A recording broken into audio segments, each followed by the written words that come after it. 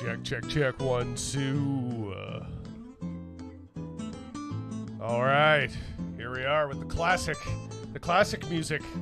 We're going back. We're going this throwback. You know, it's funny because the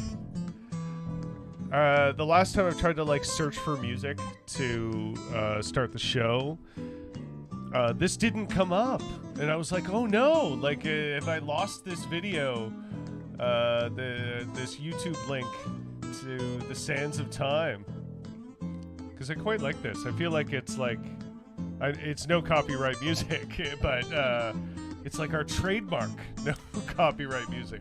Well, just like the happy little shuffle of the duck. Yeah, just the happy like little duck walking, or as we like, brings me joy. Yeah, all hail Antifa duck. Yeah. I feel like I've seen this animated duck in like GIFs and stuff, and he was like different colors or something like that. I feel like there's a bit of a meme around this duck, perhaps. But anyway. All I know is he imperfect. Yes. We all hail Antifa duck. Salute you. So yeah. We are the Rough Report. I'm Jimmy. This is Nat, and we're talking to you live from Ottawa, from the sunny shores of Canada. the oceanside view that we have over here. Yes. So, we're back because capitalism didn't end, and Trump didn't get indicted. Yeah, Trump did not get indicted. And that's kind of going to be not Trump himself, but that's kind of be the prevailing theme of today's show, is talking about, you know, I guess things that didn't happen, and misinformation. That's the name of the game. We're talking about misinformation. Yeah. So, you know, people speculated right from the beginning of this Trump indictment news and him freaking out about it on Truth Social and stuff like that, that this was all political theater. But the thing about crying political theater is you could do it anytime about anything, and they do. People do. Whether it's legitimate crying of that or not, people will certainly say, it's political theater. Yeah. Yeah. Well, and that's the thing, is that like when you've been given the carrot, showing the carrot but given the stick so many times that you become hesitant to name something before it happens. Being skeptical is good, and I think that's something that, you know, like we're going to get into a little bit deeper as we talk more and more about misinformation. But like, you know, it kind of comes down to this thing, I think, in what people get really hung up on about, you know, how do you know? How do you know what is and isn't real when what isn't real can be so convincing, or what is real can, you know, satisfy your sense of bias? So it's like, should you question it because it's like, oh, well, you know, of course it's that way because that fits the way I already think? Should you question it even harder, even though it is fact? And again, that comes back to, how can you trust that it's fact? And it becomes this like cyclical thing, because like any idiot can play that game, right? Where it's like, well, like, how do you know, man? It's like, were you there? How do you know? Yeah. But then that leads quickly into Holocaust denialism, because we are in the worst fucking timeline, and that's a thing.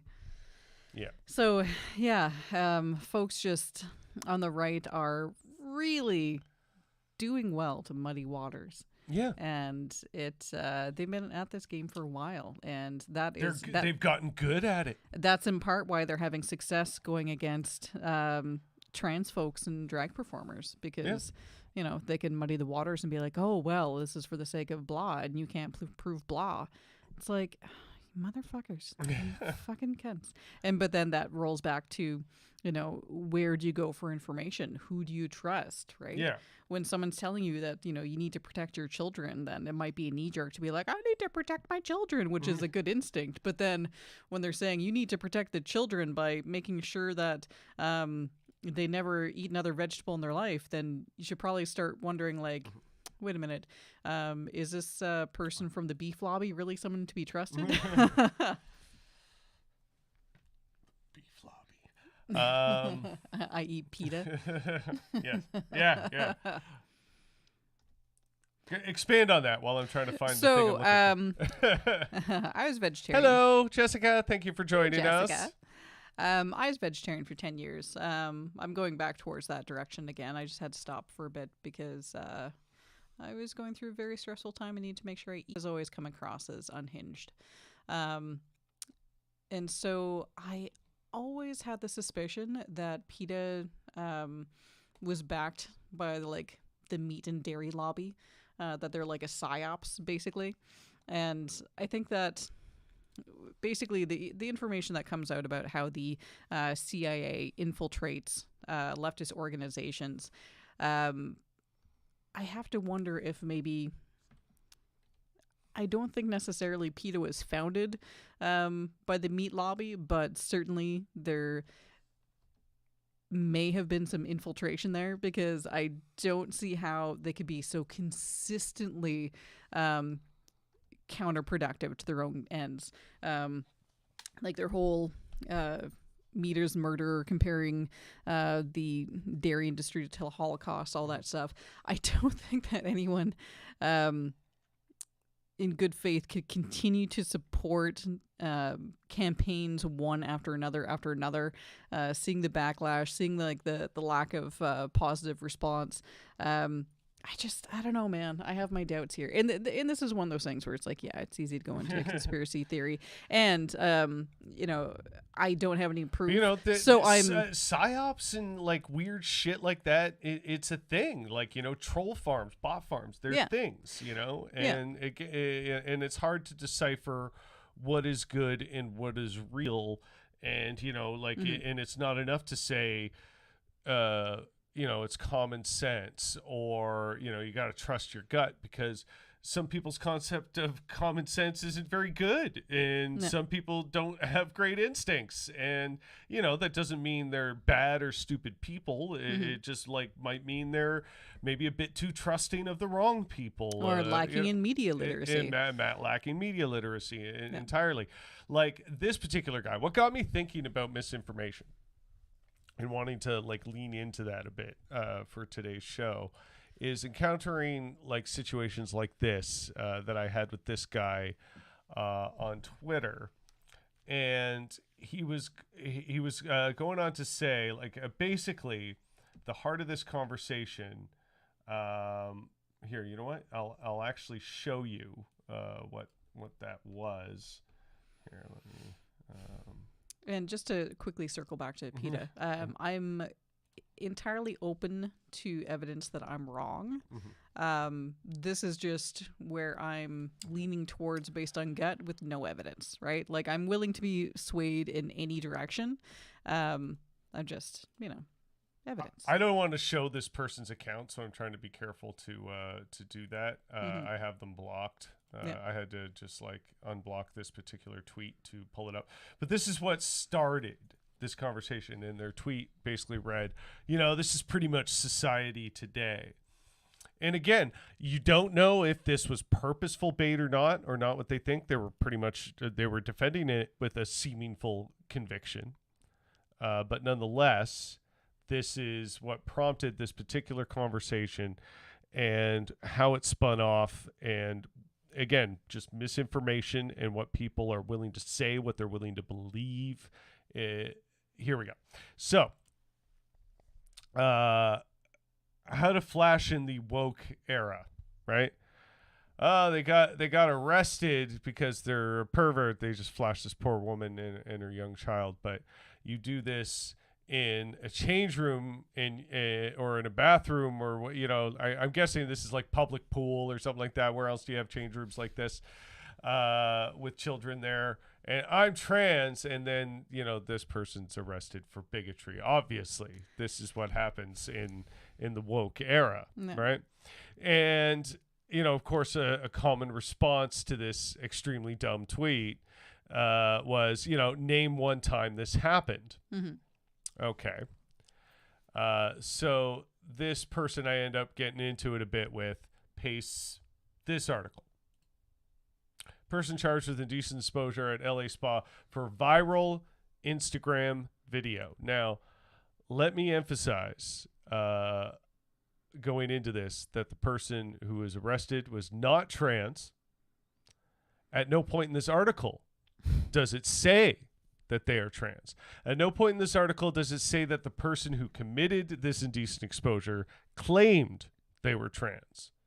At no point in any of this article does it mention any such detail. What it does mention, quite explicitly, is how this got picked up by right-wing media and twisted, and a narrative was injected into it that the person claimed they were trans. And even like a random, this trans woman living in LA who is a musician, it mentions in the article, was mistakenly accused of being the person.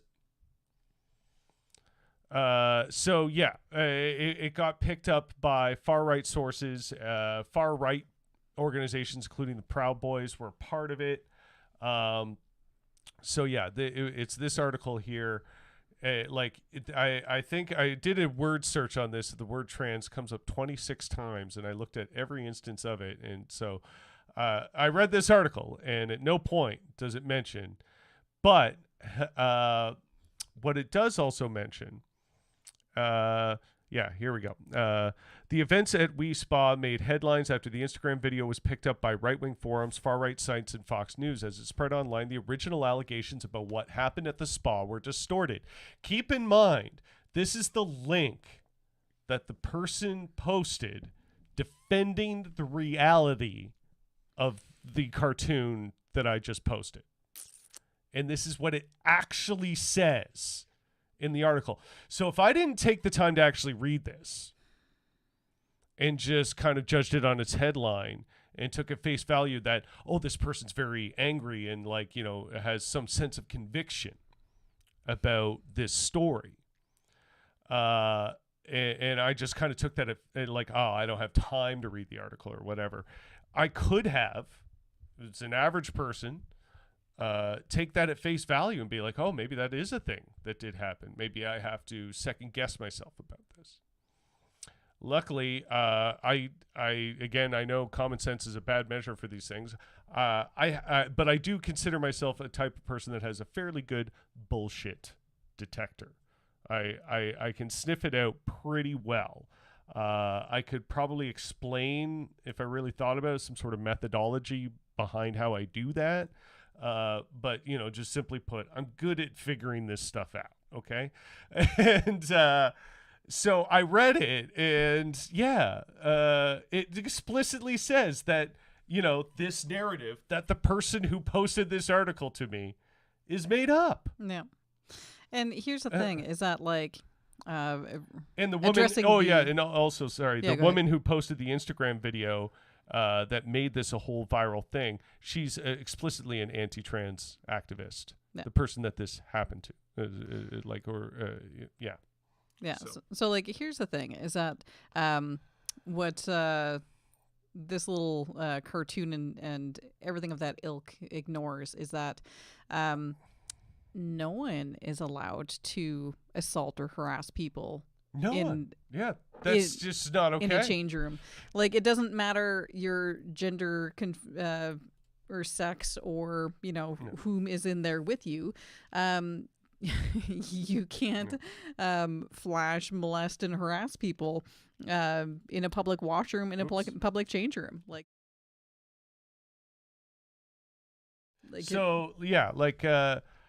This goes back to the conversation. They say, I know you're going to move the goalpost. I don't even know what that means. People say these name fallacies, like moving the goalpost. I don't know what you're talking about. A man, aka trans woman, exposed himself, and that's how he feels about trans women in general, just to get an idea of where this guy's coming from. A man, aka trans woman, exposed himself to a mother and daughter at a spa. A black woman, so they're trying to use identity politics in their favor now. Suddenly being woke isn't so bad, I guess. was there and discussed behavior, and then gets harassed with physical threats of violence for online for a year. So this person is saying this person got harassed with physical violence because they called this person trans. No, that's not what happened. Article he himself uses defeats his own case in both these points. The woman in question campaigned to repeal trans rights. She made it a big part of like her public identity that she was explicitly anti-trans. So to have trans activists chirping at you the whole time, yeah, that's kind of what's gonna happen to you, bro.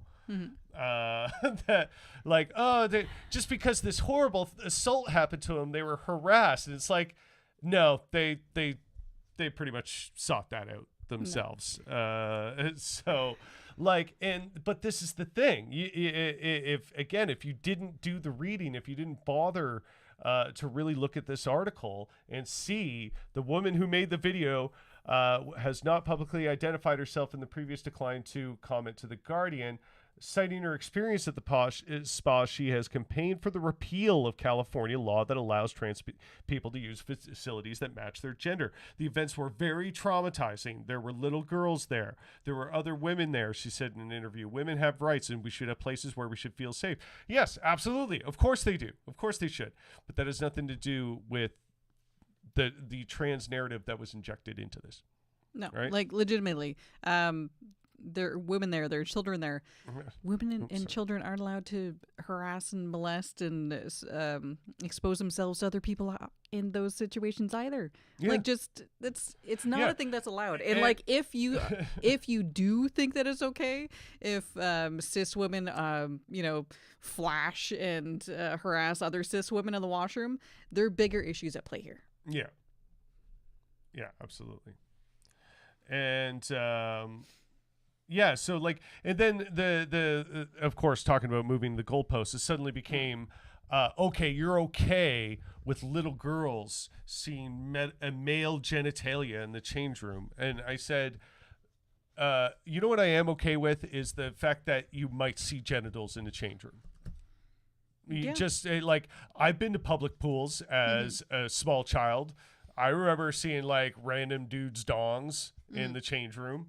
I wish somebody had somewhat said, hey, you might see random dudes' dongs when you get into here. I kind of had that just thrown at me, and memory serves. Yeah. But it was just kind of like, even in my child mind, I was just like, oh, of course, because this is a room where people get their swim trunks on. Of course that's going to happen, and like, I'm a bisexual man. As a small child, I didn't think of it as a sexual experience. I would think that most of the adults in that room didn't think of it as a sexual experience. Why suddenly is it inherently a sexual experience if a trans person may or may not be involved?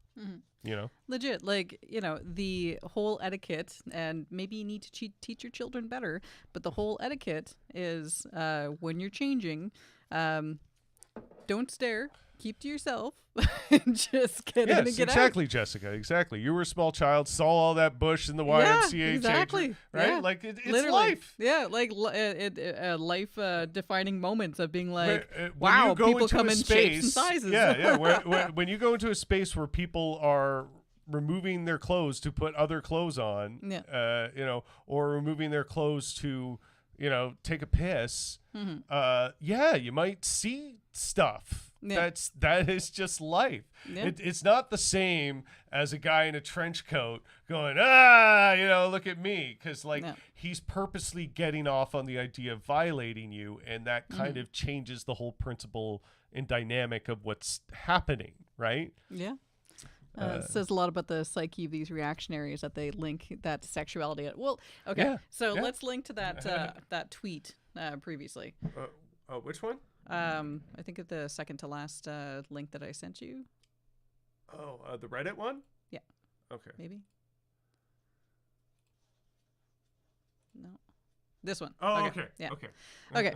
So, just in the vein of being so utterly anti-intellectual and trying to make sure that No one knows anything about their bodies or fucking shit. This is a tweet that's going around right now. Who this person is doesn't matter. Like they might not even be a real person, which is something you should continuously think about when you encounter morons on social media. This could be a literal bot, or a person just like not being real with you at all. Yeah. You know? So like, could be a bot, could be a Russian, could be from 4chan, could be, could be Great Aunt Margaret, could be anything. But anyway, but people are responding to it.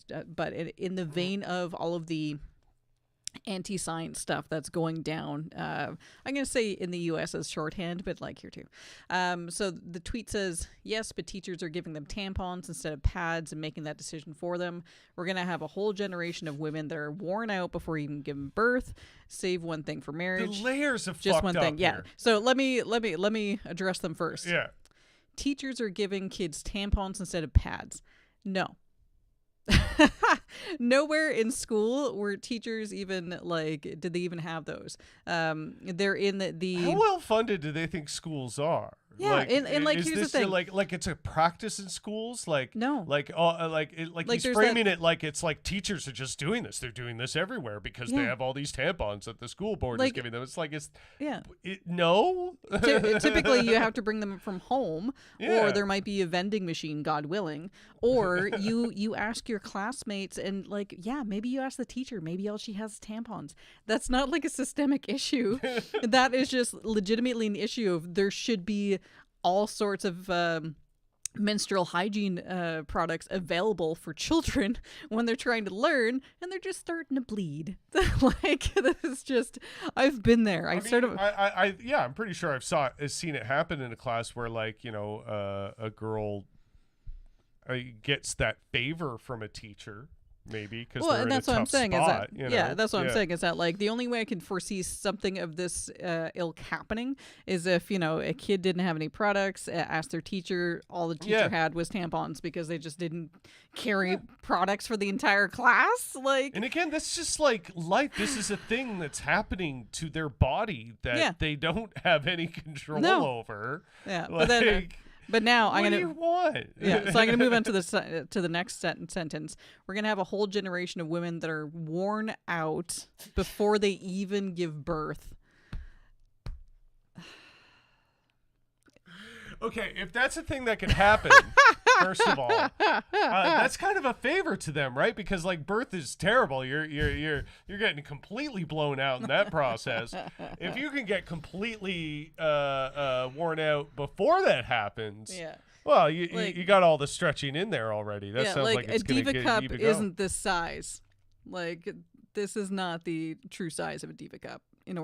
Or a tampon in order to make everything all blown out. But also it just none of that speaks to any kind of biological reality. Yeah. So I really don't look at the display picture. Again, it's generic dude, this could be stock photo or AI generated, who knows. Yeah. But I refuse to believe this guy in this photo doesn't know how vaginas work to this degree. I can't believe that. I don't know. I have a hard time with that. There's so many stories, so I can't discount that from ever happening. Anyway, I know. On to the next thing. Save something for marriage. Shut up. Oh yeah, save something. Shut up. Don't worry about 10-year-old girls. Is that a thing on wedding nights where it's let me see you put the tampon in. I've been waiting for this. But yeah, I was 10 when it started. I know girls who started when they were 8. Save something for marriage. Jesus Christ, they're just trying to survive. What are you talking about? They're just trying to survive. just don't fucking worry about it. Oh, man. We're over here just bleeding and trying to deal with it. There's this ostensibly grown man, very concerned about the condition that the virgin preservation of children's genitals. Why are you thinking about this? Yeah. Why is this at the forefront of your thought? Yeah. Again, and it makes me want to think that that's not a real person, that's perhaps a 14-year-old boy, either being edgy on purpose or just because they don't know anything. just being very ignorant because they were a child with a 50-year-old guy for a PFP. I don't know. Yeah, could go either way. Yeah. But honestly, like, this is the kind of nonsense that, growing up and menstruating that, folks deal with, and it just makes me want to punch myself in the face like every time.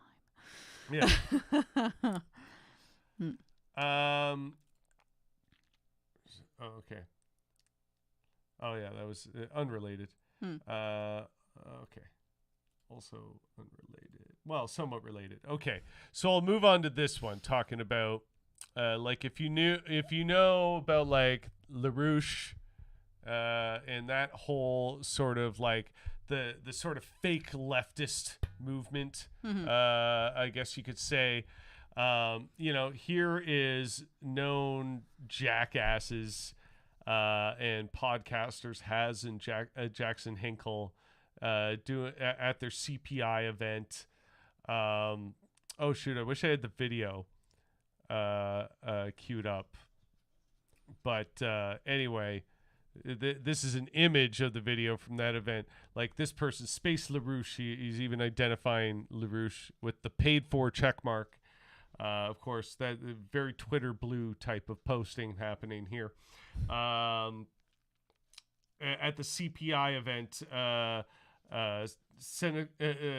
Center for Political Incompetence, I'm guessing, is what that is. Well, I think it's supposed to be Center for Political Innovation. I think is what they were going for there. But then there's the symbol of Russian imperialism that they adopted, the letter Z, with commie flags there, even though they're like defenders of Putin and stuff, and really want to make this connection that like Putin represents some sort of desire for the USSR somehow, which is like increasingly hilarious. But not only is Has and Hinkle like holding hands like this, and they're standing there in this ceremonious way. This is why I wish I had the video. What's literally playing in this room, if you watch this video, is a very Russian Soviet era sounding rendition of the American national anthem. It's like the American national anthem sung in a Soviet era style, like the men all male chorus, la da da da da, that sort of thing. Yeah. Sorry, was this event produced by Matt Stone and Trey Parker?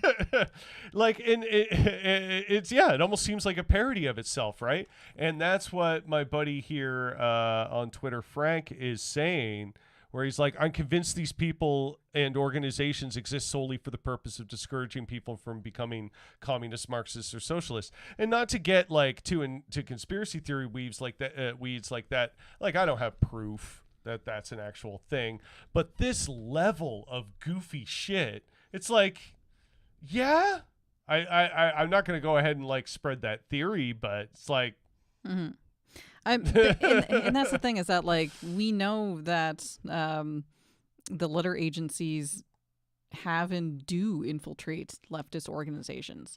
So it's not like we can say with certainty that like, oh, that would never happen, or we're like, oh, that would be like completely out of the norm for that to happen. Like, it's plausible.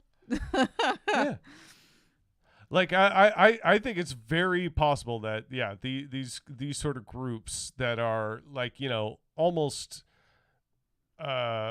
explicitly divisive, right? Yeah. Like, they exist to inject this misinformation into the leftist consciousness.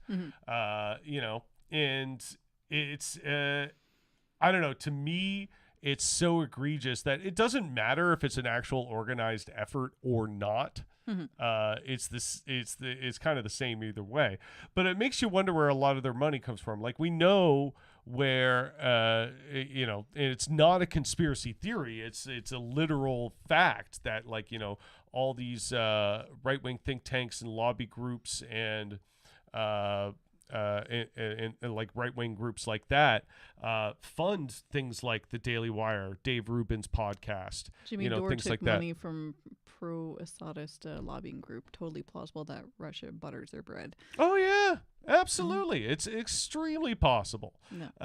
Again, like, I don't have proof, but it's just like, look at this. Look at the way they're acting. Like, these are serious adults. Yeah, but it's also like... Really? But it's also worrying in that, like, okay, let's say that only one of those involved is the infiltrator. Yeah. It's like, people have really got to make better decisions. Yeah.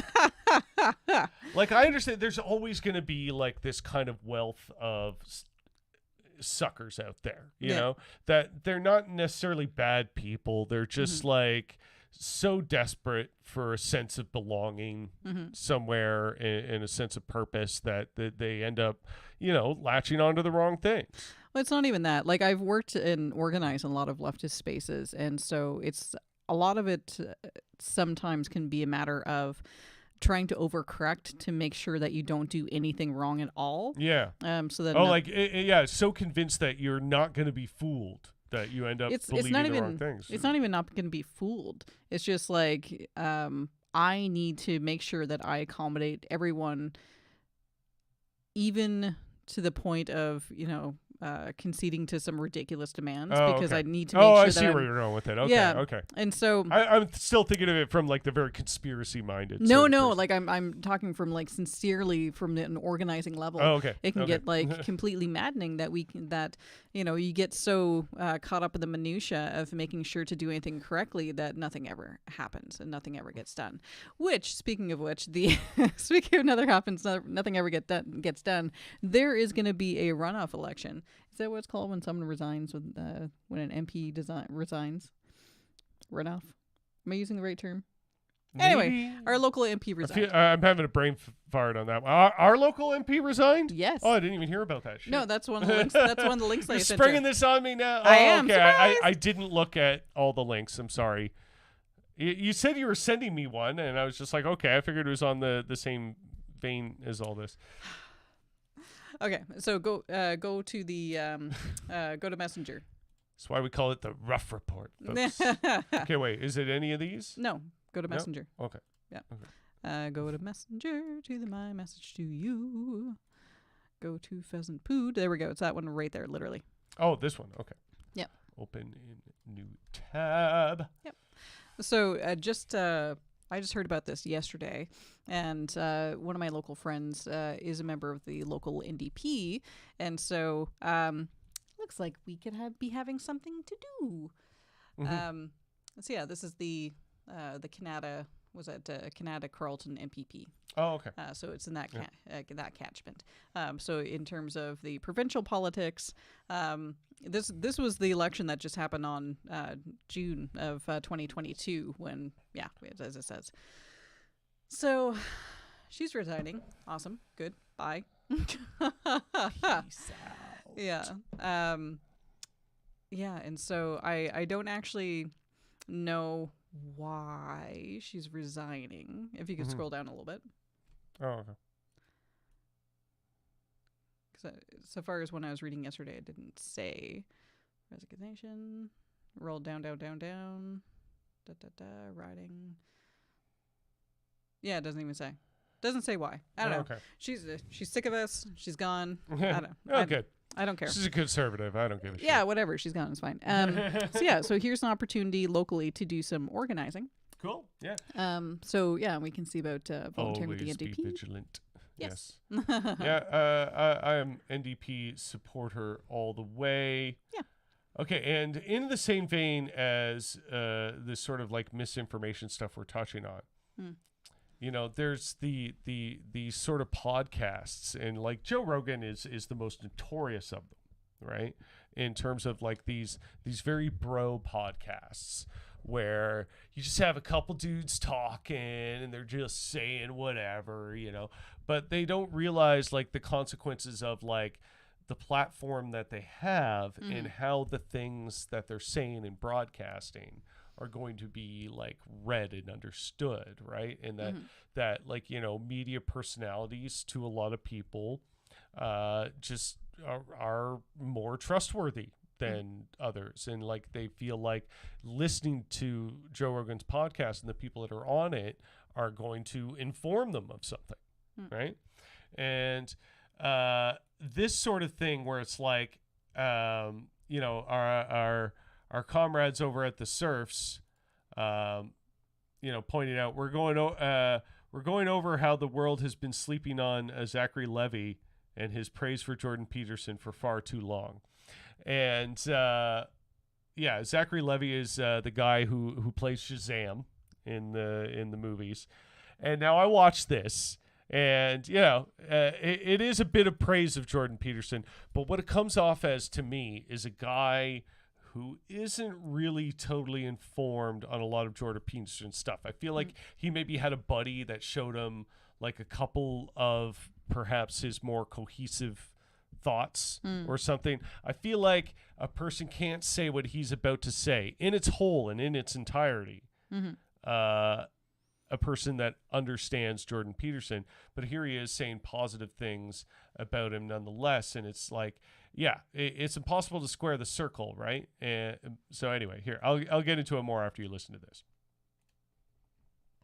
I think one of the deepest thinkers that I've ever heard break down like Deepest human thinkers. behavior and I don't know, just an understanding of all that stuff, and I think good wisdom along with it is Jordan Peterson. I think he would be he's fishing in a person puddle. that I would trust. I think the guy has a lot of integrity, and so I would like. I feel like a buddy of his that's like in his life that he considers probably like a smart guy showed him Jordan Peterson. Is like, yeah, check this out.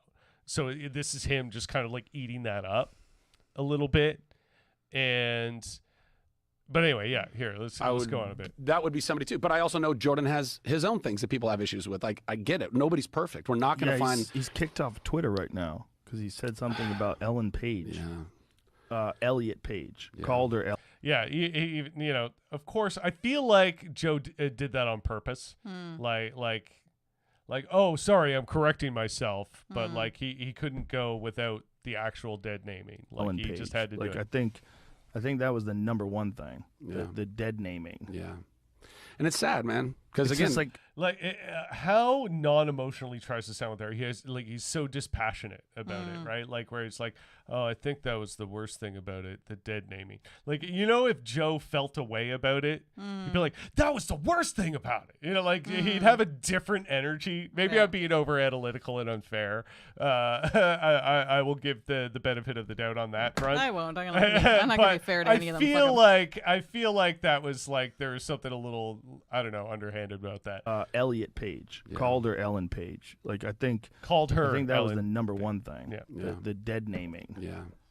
And it's sad, man. misgendering. Because again, like, there's a lot of fear and pain on and all the sides of all that too. My friend Brian Simpson. So, like, in there, he recognized, I feel like a true Jordan Peterson acolyte would be like defending in the transphobic angle a little bit more, trying to brush it off a little bit more. But he recognizes, you know, like it almost saying, I don't understand any of that part, but like I understand that it's painful for some people, and he has sympathy for that. So it's like, yeah, I feel like this is a place of ignorance, right?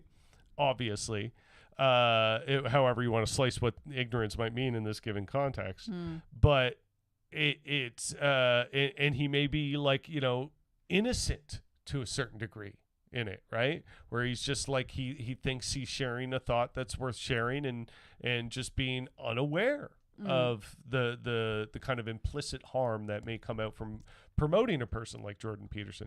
But it's misinformation nonetheless, right? It's spreading this message and this facade nonetheless. And had a very good thing to say about that. He was like, I come to you for like heavy duty intellectual shit. He goes, not for this. Yeah, true. Yeah, it's like, this is not totally. Yeah, this is like they're even a little Jordan, critical of Jordan. Yeah. You don't need to get into all that. I mean, look, it's his life, it's his Twitter, or was his Twitter anyway. But that thing is like, that transgender thing riles people up, man. That is one of the ones that it riles people up, man. Believe me, I know, because it does great numbers for my show, and that's why I'm emphasizing it in this conversation. riles people up. Like, everybody's in favor of everybody doing whatever they want to do as long as it doesn't hurt anybody, until it gets to gender, and then people start getting weird.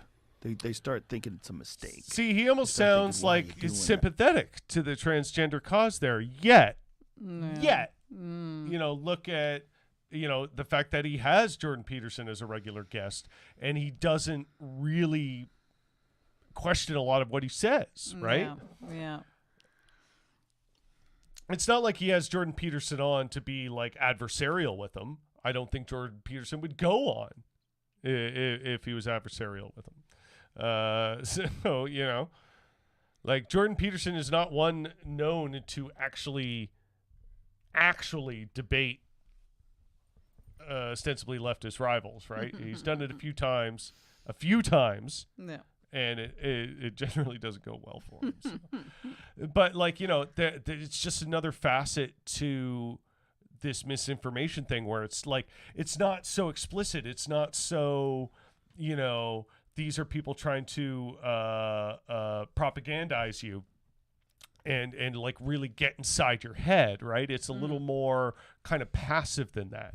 Sorry, I just missed the comment that was posted there. For some reason, it's not showing up in my feed on the side, which I don't really understand. I wish I could. Yeah, sorry if we're not sorry, vigilant I missed and that. don't catch it at the moment, then it's gone forever for some reason. I don't know. If you want to repost it, go ahead. I won't be annoyed. Yeah. Yeah. So I'm gonna get to in terms of misinformation. I just want to point out the silly side of it. The Momo challenge. Oh yeah. That's what I was trying to point out in my piece of paper. It's like, and that's like another layer to it, because like stuff like the Momo challenge, that's so ridiculous, right? Yeah. Here, I'm gonna type it up so I can pull up some links here. If you don't remember what the Momo challenge was, but it's one of those things where, like, those kind of hoax where it's so silly and goofy, but if enough people or the right kind of people pick up on it. Well, it's like the Satanic Panic in the 80s. Exactly. It's like the Dungeons and Dragons Satanic Panic. And then Satanic Panic has real consequences, like, what is it, the West Memphis kids? Yep.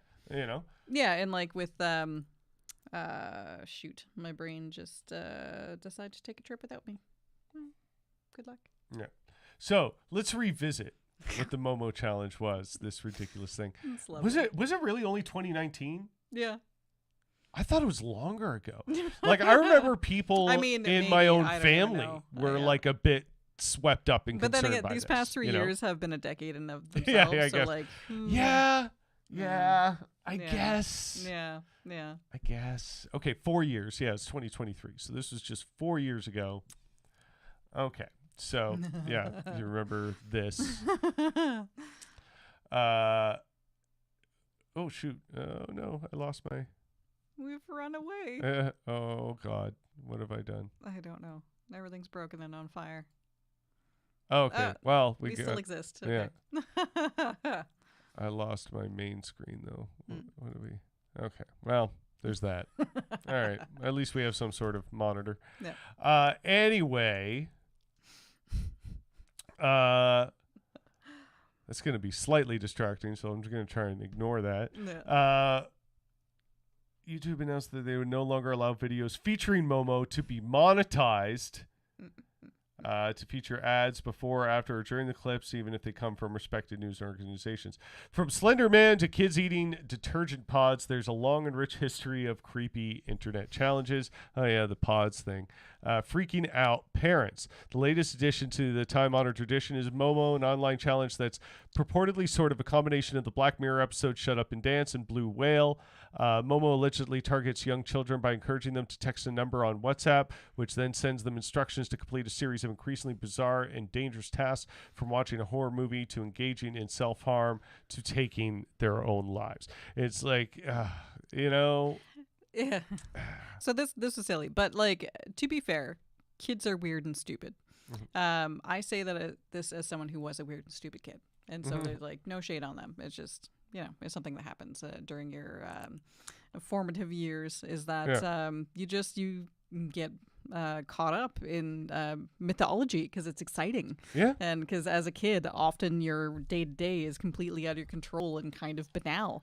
And so you take these deep mysteries as they come and you just follow them down the rabbit hole because you don't have the life experience to be able to separate fantasy from reality necessarily. Yeah, like, and then you get like concerned parents freaking out, like my children are going to be tricked into killing themselves, and it's like, no, probably not. Like, it's going to be something a little more benign than that. Like, your kid's going to end up accidentally killing himself from an internet hoax because he was told that microwaving his iPhone would charge it, or he burnt found the house down. Yeah, or he found out about autoerotic asphyxiation, and you didn't have any conversations with them about that. Yeah. So like, it's not to say grown adults have gone out that way. Maybe they intended to go out that way. Yeah. Like, but like, go out nutting. Yeah, so it's not to say that there are no threats out there. I'm just saying that like this particular one came in a very silly package. Yeah. But like, the whole thing with Tide Pods,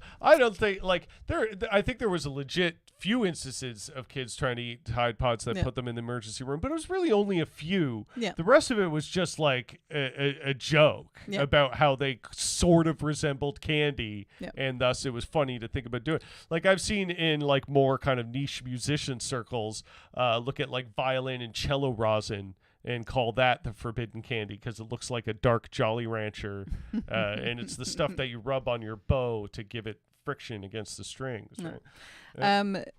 Like parents need to be more media savvy than their kids, because kids, God bless them, they're stupid. But also like more media savvy, like parents need to be more media savvy than their kids, but also like, just to kind of go, speaking of misinformation and stuff, kind of touches on the whole vein, the whole thing about TikTok and the congressional hearings and stuff, and people questioning the CEO of TikTok. Like, you have all these like old ass Republican dudes who don't know shit about how the internet or computers work. They don't know, asking all these bizarre questions because, again, they have no concept of what they're freaking talking about. Yeah, they don't know their elbow from their asshole, and it's like there could be legitimate privacy concerns that need to be be in a legal way. Well, there's so many concerns with but social these guys media don't even that know the right targets things to think about and ask. No, and like there's so many things to be worried about with social media that targets youth, such as TikTok. And so, absolutely. They should make sure that kids aren't on their platform, and I understand that they have some systems in place. They should probably get better systems. I don't know. Yeah. Like, I don't think that children should be on social media, and I don't think that parents should be, or adults, guardians should be able to post minors without their consent.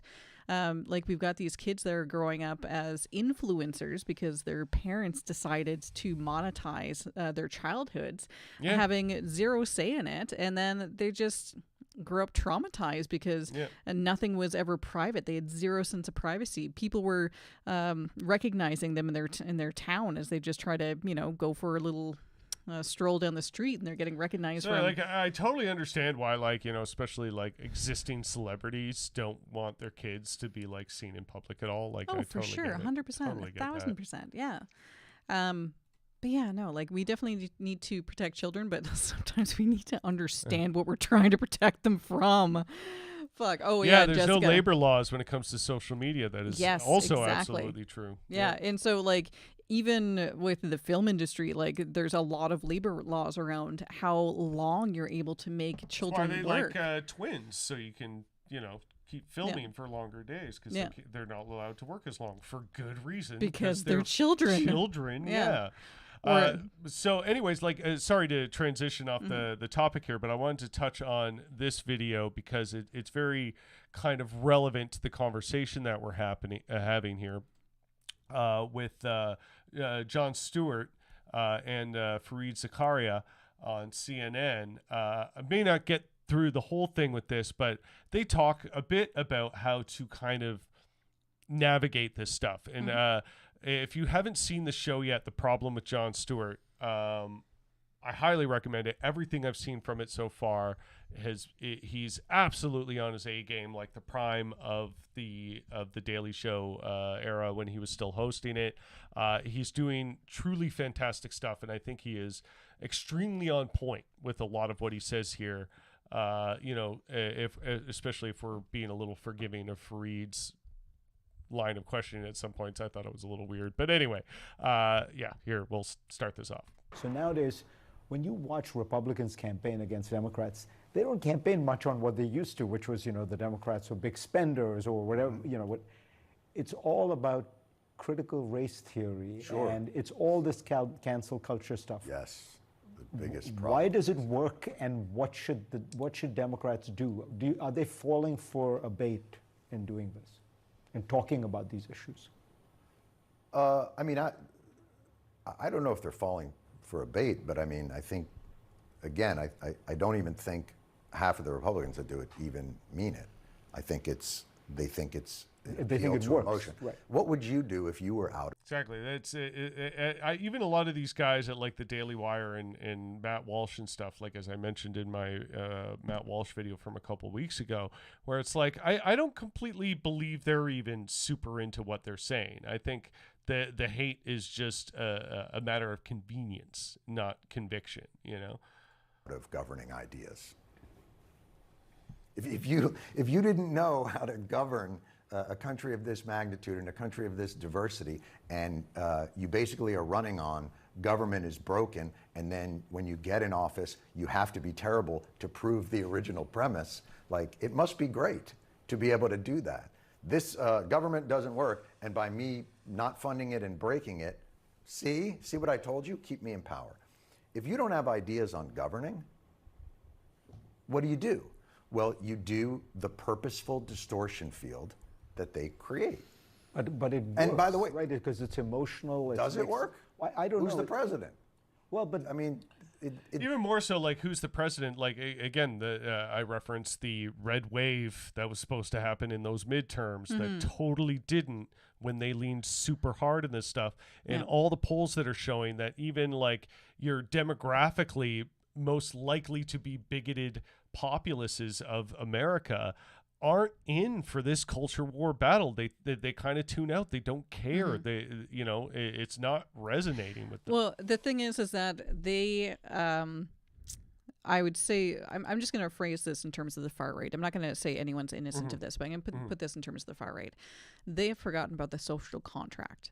So you can distract someone from what you're doing and what you're taking away from them if you give them a scapegoat. But the problem is you haven't let them keep anything, right? Like, people don't have clean drinking water. They don't have access to food. They're in food deserts, food insecurity.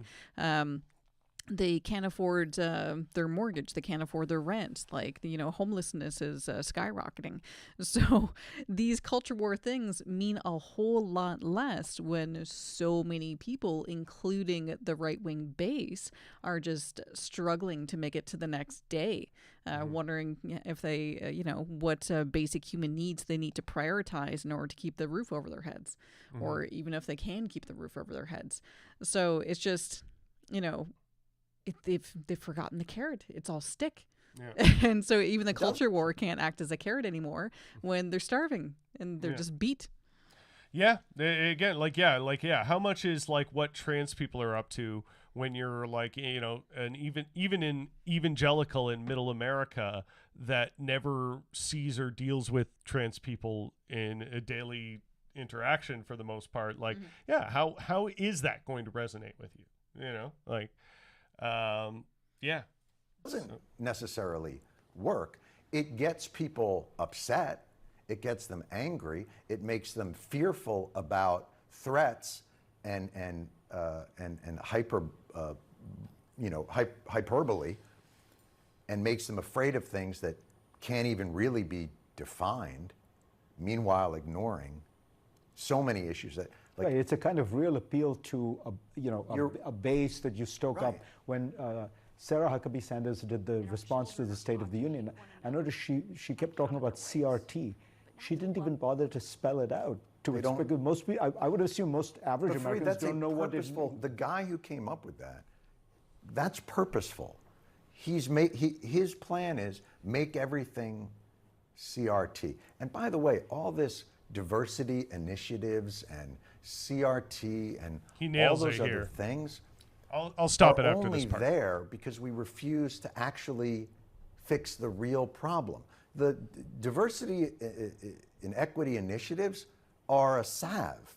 They're to pacify and mollify because we won't actually do the real thing. We won't actually dismantle the vestiges of all the systemic racism and all the systemic classism and all the. And let me just add, emphasize why we won't do that. And it's something he's not getting into because I think for CNN that would probably be too extreme a topic. But getting rid of those vestiges means dissolving a large amount of the hierarchies and power structures that keep the kind of neoliberal capitalist system going. Mm-hmm. And they know that the wealthy and the powerful of Canada and the United States know this, mm-hmm. and they know to truly address that and dismantle it is a threat to their power and well-being, and they're not going to give it up kindly. No, so what they'll do instead is like Willy Wonka, they'll put a few golden tickets out there so that the common folk can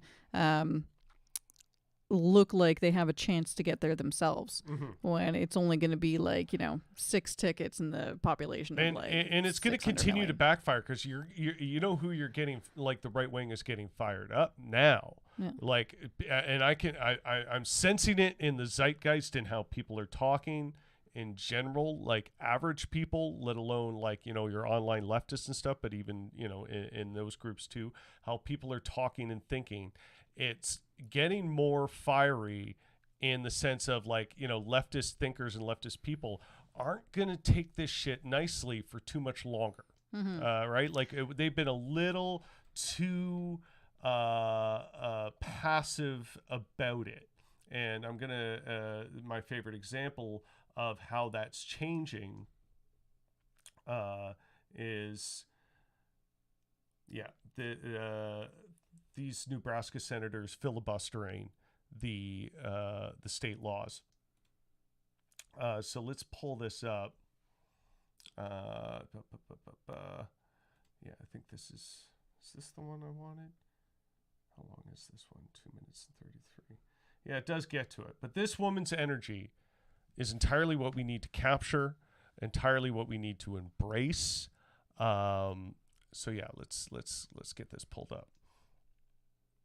So, for the last 49 days of conversation, which with the speaker, with other legislative leaders in this body, has kind of revolved around this bill, frankly.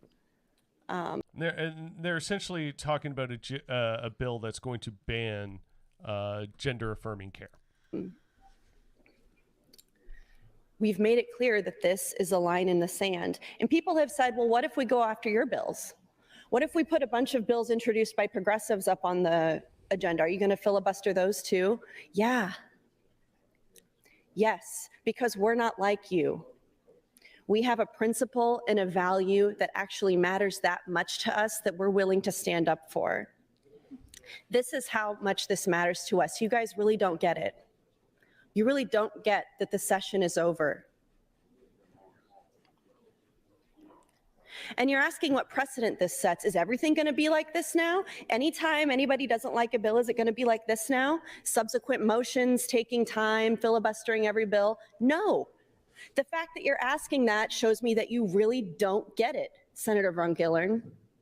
You really don't get it. You've crossed a line and you've gone too far.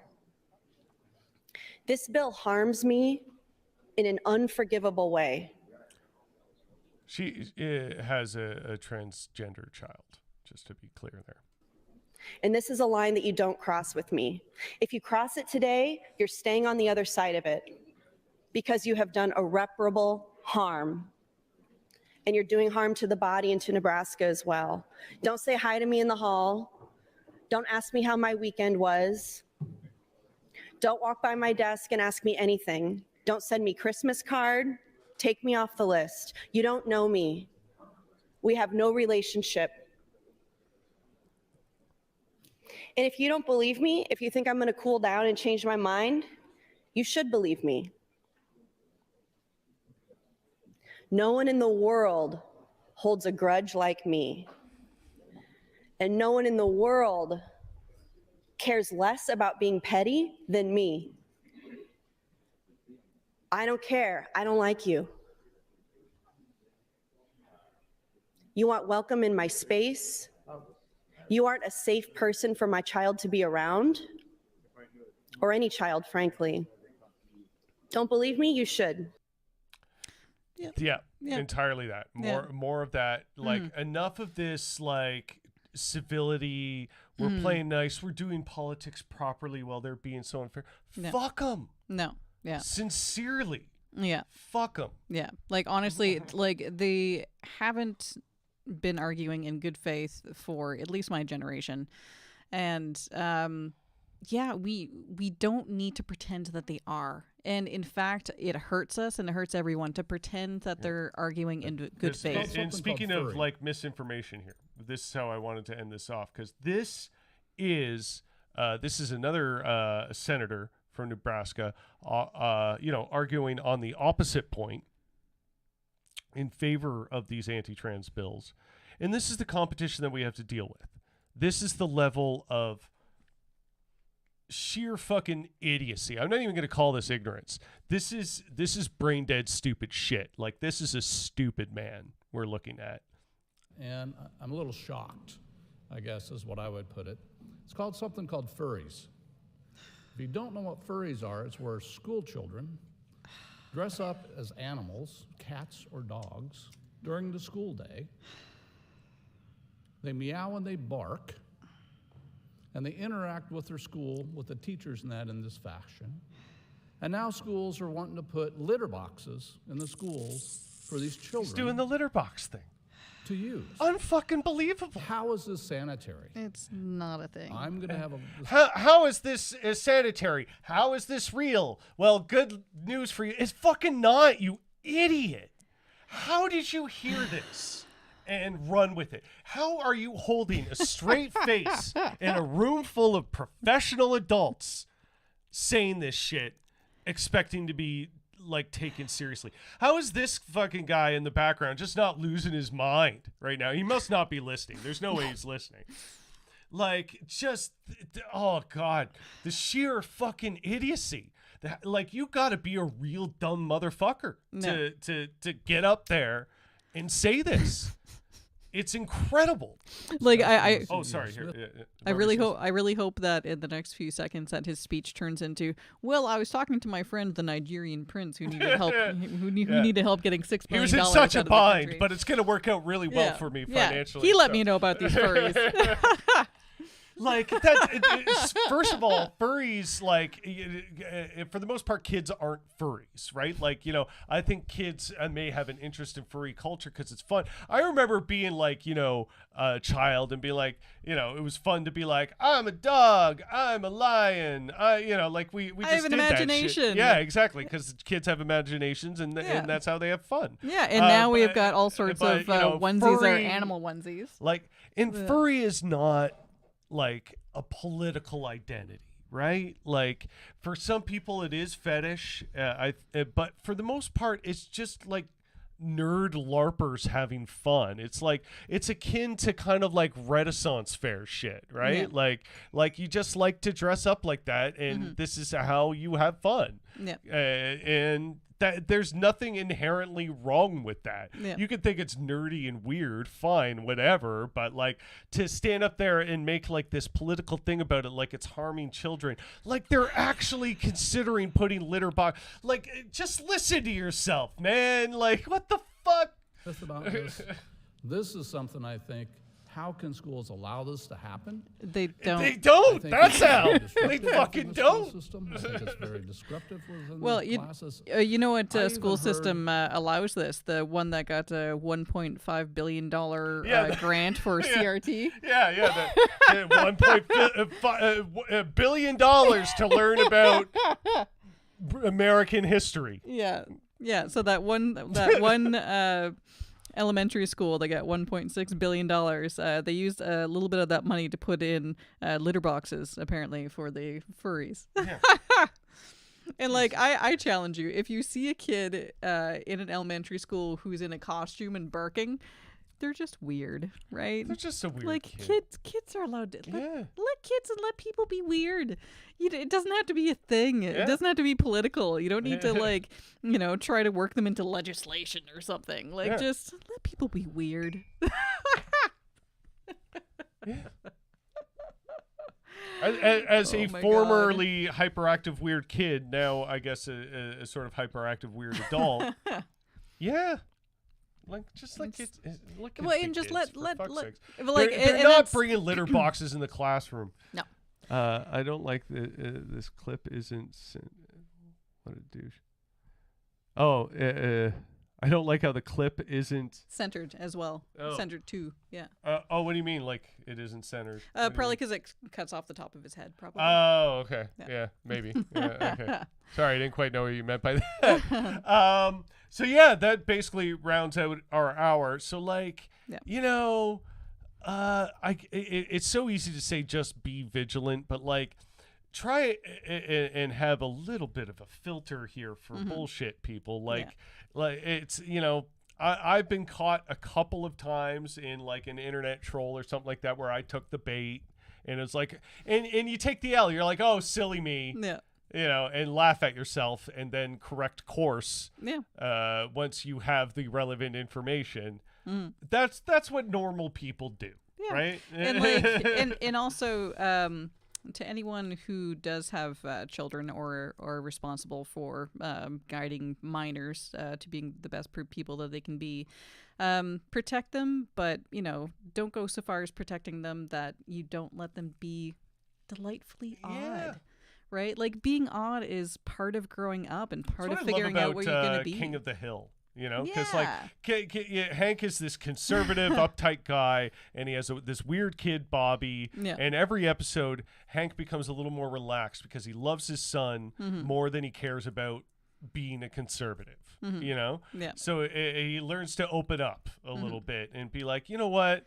My son's a little weird, but like I'm down with that. Well, he says to himself constantly, "That boy ain't right. That boy ain't right." But it's like a coping thing for him. Well, and it's one of those things where it's like I don't understand what is happening, but then Bobby tends to show him that he's got a good heart anyway. He usually comes around. Yeah.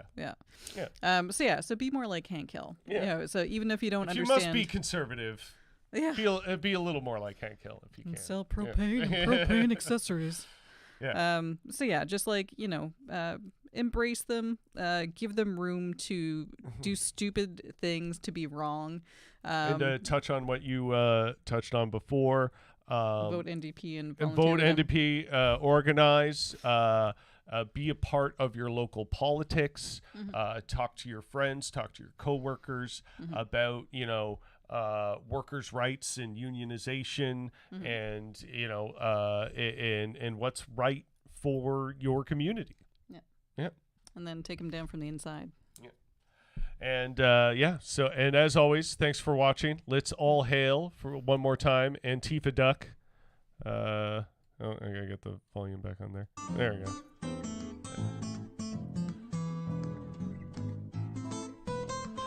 Thank you for so much. Thank you for so much watching. Yeah, that's what I meant to say. Words are a thing. Thank you so much for watching the Rough Report. I am Jimmy Ruffian. This is Nat Murphy, and we are signing off.